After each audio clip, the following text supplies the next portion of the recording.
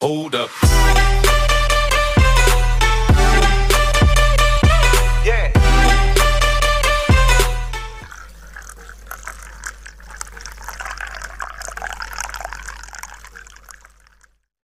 Сәлем достар, баршаларыңызға қайырлы күн. Бүгін бізде видео сабақ Pixar және KinoMaster жайлы болады. Бұл идея достар бірнеше ай бұрын мен YouTube-тан көрген болатын. Кино экшн, яғни кинода қолданылатын спецэффекттердің ішінен тура осыны қолданған болатын. Яғни Photoshop-пен, яғни ол жерде профессионал программалармен жасалған болатын. Өте қатты ұнады, бірақ та мен сол күйі оны есімнен шығып кеткен болатын. Ал оны бүгін кеше ғана мен Instagram-нан қайта көріп, бір бала жасаған екен. Бұндай емес, ол басқаша жасаған екен. Содан есіме түсіп қайта бастап жатырмын. Достар, неке видео процесс дәл осылай болады. Камераны бір жерге қоясыздар. Камераны қойып, видеоға түсіріп, достар, өздеріңіз бір где-то 10 секундтай, 7-8 секундтай тура осылай қимылдамай сұғып тұрасыздар, достар. Енді бұл жерден менің інім басына не істеген болатын? Басына мен видео барысында суретке түсірем ба деп ойлағам, сөйтсем ол видео қозғалып кетіп болмайды екен, достар. Видеоны қойып қойыңызда, бір 10 секунд дәл осылай қимылдамай тұрыңыздар, достар. Енді әрмен қарай біздер KinoMaster'ның өзімізге қажетті жерді қырқып аламыз, достар. Енді 10 секунд сіздер қимылдамай тұрсаңыздар, сіздерге бұндай кусочектің алудың қажеті жоқ. Енді мен барынша ең удачный түскен жер осы жер болған соң, амал жоқ, кусочекті алып отырмын. Енді әрмен қарай, достар, тура осы ортасына келіп аламыз, кішкене шетін қырқайық керек емес жерін. Дәл осылай кішкене, достар, ортасына апарып, үстінен басқан кезде осы жерде мінекей қазір көрсетемін. Скриншоттың функциясы шығады. Мінекей көрсетілген осы батырма бойынша біріншісін басасыздар. Біріншісін басқан кезде ол скриншот қылып автомат түрде сіздердің галереяңызға сақтайды. Әрмен қарай біздер енді Pixar-пен жұмыс істейміз, достар. Енді тура осы жерге шейін көрдіңіздер, KinoMaster. Қазір біз одан ары қарап жалғастырамыз. Дәл осы, достар, осы папканың ішіне сіздерге сақталады. Галереяның ішіне тура осы папканы тауып аласыздар. Әрмен қарай жаңа скриншот автомат түрде сақталады. Оны Pixar-қа саламыз, достар. Енді Pixar-да өте айта кететін жайттар көп, достар. Міндетті түрде мұқият тыңдап алыңыздар.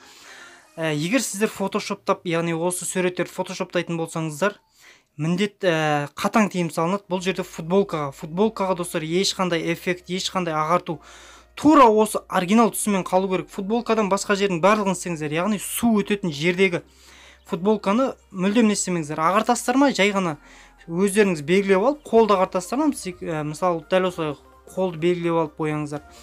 Чисто сіздерге керекті жерлерге ғана эффект беріңіздер, достар. Неке эффект беру барысында да тура осылай.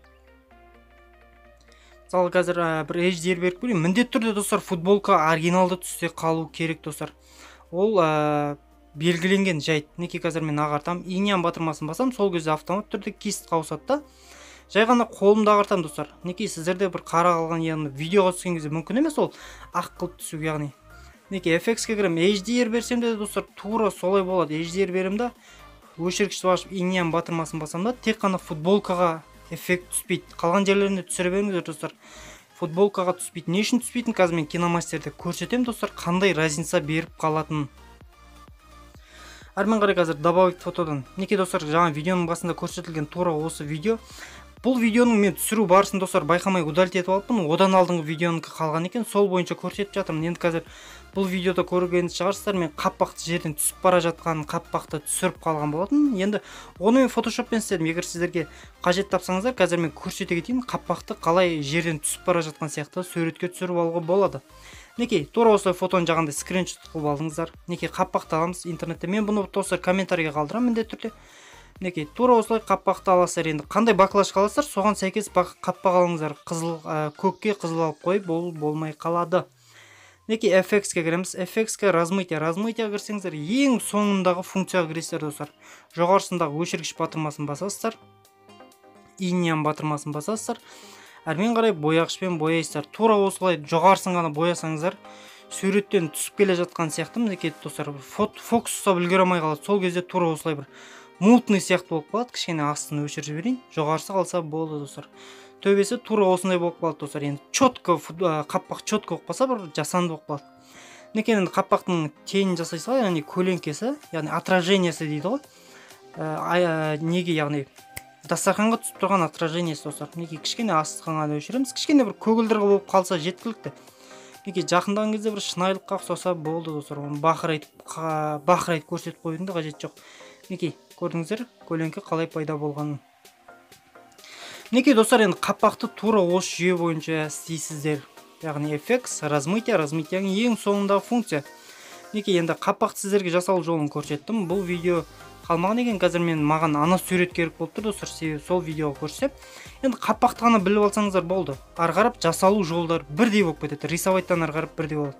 Енді біздер бұл жерден бітті, енді рисовайтқа кіретін боламыз достар. Енді видео созылып кетсе ренжімеңіздер достар, мен анық до конца ұшына шейін апарып түсіндіргенді жақсы көремін. Әрмен қарай, енді керек емес солайды өшіреміз. Әрмен қарай өшіргіш батырмасын басып, енді біздер мінекей судың түсін, яғни суды өшіріп шығамыз дәл осылай. Мінекей өшіргіштеріңізге де мұқият байқаңыздар достар. Өшіргіш міндетті түрде бір жұмсақ өшіргіш болу керек достар. Мінекей қатты теп-тегіс қылып өшірудің де қажеті жоқ. Біріншісін кішкене до конца көтеріп, дәл осылай жұмсақ қылып өшіресіздер, себебі сол кезде әдемі түседі. Сосын достар, қазір сурет сақтағасын PicsArt жауып қоймаңыздар. Егер сәйкес келмесе, PicsArtқа қайта кіріп жасап жүрулеріңізге тура келеді. Мінекей кесенің ішін кішкене кеңдеу қылып өшіріп жатырмын достар, себебі су ары-бері қозғалғанда еркін қозғалу үшін. Әрмен қарай біздер енді киномастерге кіреміз. Фотоны тура осылай сохранить етеміз. Мінекей қазір мынаны дубликат қылып алайын достар.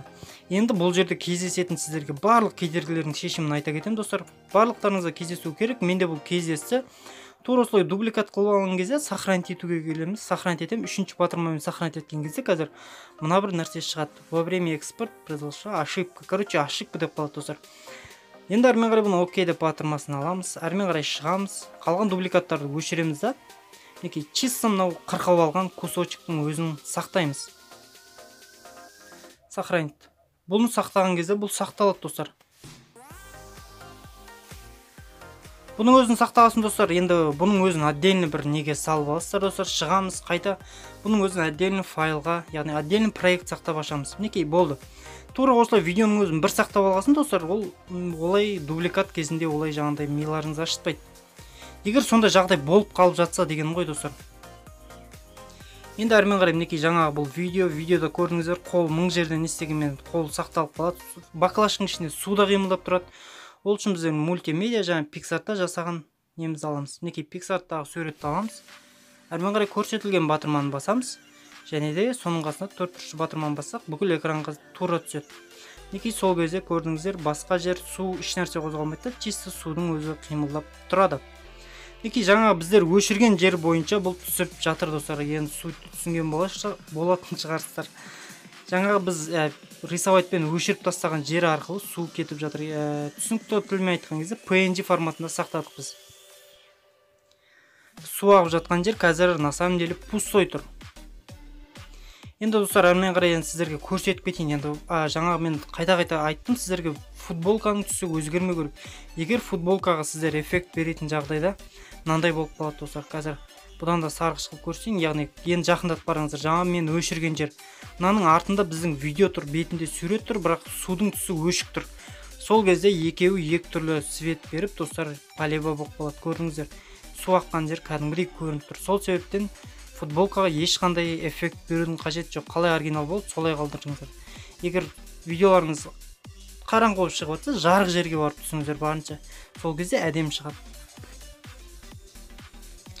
Мінекей достар, енді көріп жатсыздар, тура осылай шығады. Әрмен қарай енді музыкасын, видеосын, фотосын, бәләбәтерін өздеріңіз әрмен қарай қоя бересіздер. Басты сіздерге қалай жасалу керек екенін түсіндірдім достар. Егер мен қолданылған музыка және де қаппақтар керек болатын болса, мен астына қалдырамын. Сіздермен болған мен Микопро достар. Сау саламатта болыңыздар. Лайк басуды ұмытпаңыздар.